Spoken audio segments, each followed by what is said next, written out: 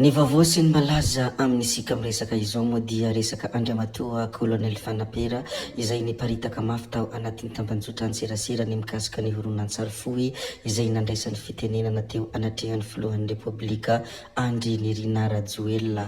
Ao moa ireo olona sasany izay manaparitaka vaovao milaza manao hoe i Colonel Fanapera dia naneky ihany ny amin'ny tetikasa Bazy Toliara satria izany Colonel Fanapera izany dia manohitra mafy an'io tetikasa io ka akory alefa ny fahateran'olona maro vantany vao nahita ny vaovao izay nihely milaza ny hoe Colonel Fanapera dia maneky ihany io tetikasa Bazy Toliara io.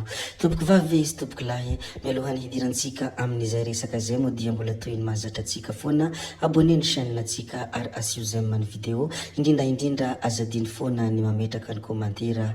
Ndeha aloha hidirantsika vetivety izany fanaovana abonnement izany mialohan'ny hirisoantsika amin'ny resaka izay fanaovantsika. Ndao ary tompoko lahy, ndao ary tompoko vavy, abonné vetivety ary ny chaîne antsika.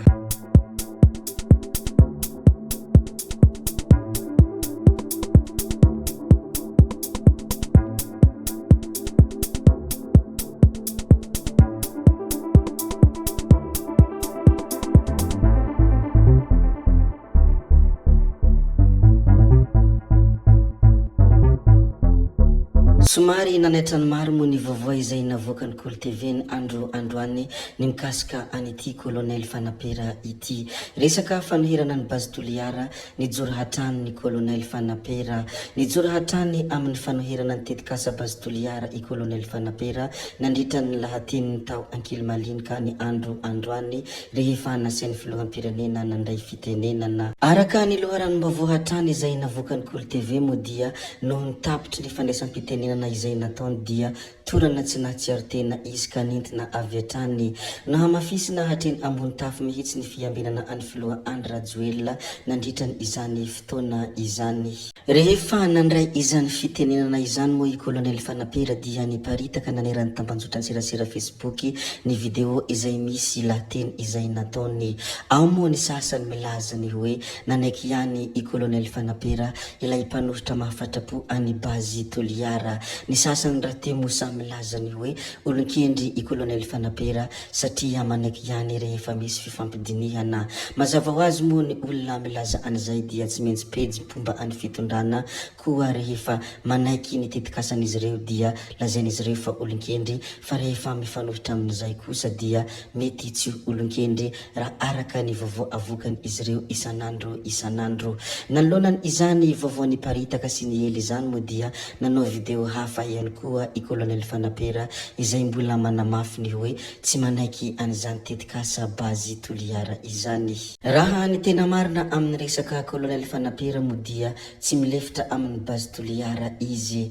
Nandray fitenenana tamin'ikery sy fahasahina i Colonel Fanapera ary nanamafy indray ny fanoheran'ny tetikasa Bazy Toliara.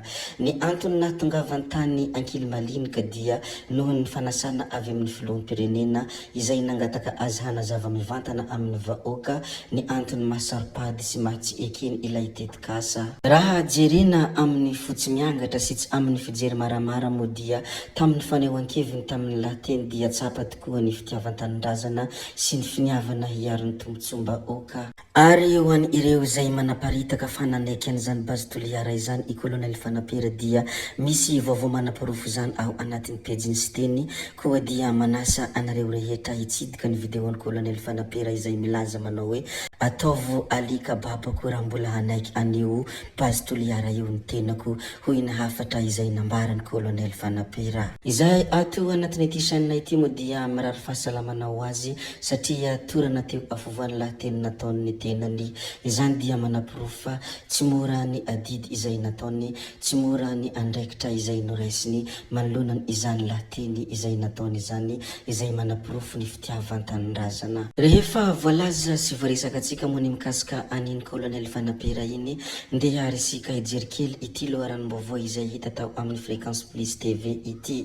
Izy ity moa dia tsy fanekena ny fitandrahana volamena tsy ara-dalàna ka ny afara amin'ny fisamborana. Raha araka ny loharanom-baovao hatrany moa dia misy teratany vahiny teanao Amboletra hiditra hitandrika volamena tsy ara-dalàna any Mandroromody faharoa commune Vohitradrina district Nosy-Varaka izay efa nanomboka ny volana Novambra 2024 ary nitohy indray ny volana Marsa lasa teo. Araka izany moa dia tsy manaiky any fitandrahana volamena tsy ara-dalàna io ireo mponina any antoerana ka nanao fihetsikehtsehana ny herinandro lasa teo saingy ny afara amin'ny fanamborana ny iray tamin' izy ireo izany.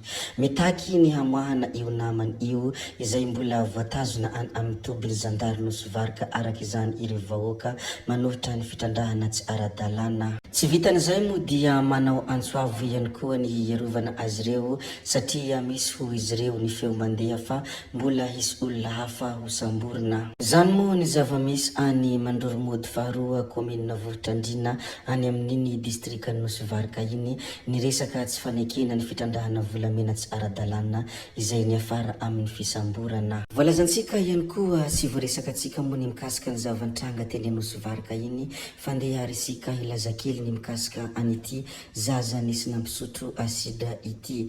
Efa mihatsara ny fahasalaman'ny Fredon raha araka ny vaovao izay miparitaka. Efa nahazo fitsaboana ary mihatsara ny fahasalaman'ny Fredon ilay zazalahy 4 taona nisy nampisotro asida ka nangataka tolotanana tao anatin'ny tambajotra tselasela ny volana vitsivitsy lasa izay. Araka izany moa dia manolotra fisaorana sy fankatelemana ary fankasitrahana ho an'ireo rehetra izay nanolotra vola aman-karena tamin'ny fitsaboana any Bemanjaka Fredon ny rainy izay niteraka azy. Tsy voavaly ho izy ny soa izay nataonareo fa Andriamanitra hitasy hamaly ireo rehetra izay natolotra reo. Raha tsy ahivina moa ny mikasika an'ity Fredon ity dia avy any Ambilobe ny fiavian'izy mianaka ary tonga manohy ny fitsaboana ao Andrenivohitra rehefa nisy nampisotron'olona tsy fantatra asida i Fredon kely. Nilaza sy nampahafantatra ihany koa moa ny rainy Fredon kely ny hoe efa afaka mivoaka ny hopitaly Fredon kely saingy mbola mitohy ny fitsaboana. Isaorana moa Andriamanitra andriananahary satria efa nihatsara ny fahasalaman'ny Fredon kely ary izay ato anatin'ny ity sainina ity ihany koa dia mitrotro ambavaka ny Fredon kely mba ahazo fahasalamana soa aman-tsara ary ho sitrana ka hiverina amin'izany fahasalamana voalon-karena izany. Be dia be moa ny zavatra izay efa nolazaintsika tato anatin'ity video ity toy ny colonel Fanapera izay mijoro hatrany amin'ny fanohirana ny tetikasa Bazy Toliara ary ny resadresaka ihany koa mikasika any Fredon kely isika. Teo ihany koa ny filazantsika ny zava-nisy tany Nosy-Varaka resaka fihetsikehtsehana izay nataony ireny mponina ireny. Tsy valampatra lava isika fa faranantsika tanteraka ity video ity. Zay moa no namarana ny videontsika ry tompoko vavy sy tompoko lahy koa dia makasitraka anareo na vitany haino hatramin'ny farany ary mbola manentana anareo foana ny mbola hanaraka ny video manaraka izay alatsaka hiato misisisy tsy mijanona tsy ankiato. Zay fa tsy halavy any resaka hametra beloma izahay veloma vetivety fa tsy hoe akory sanatria veloma mandrakizay amin'ny manaraka indray manao ny misimisy. Veloma tompoko lahy, veloma tompoko vavy, gaby io tsao tsao amin'ny manaraka indray io.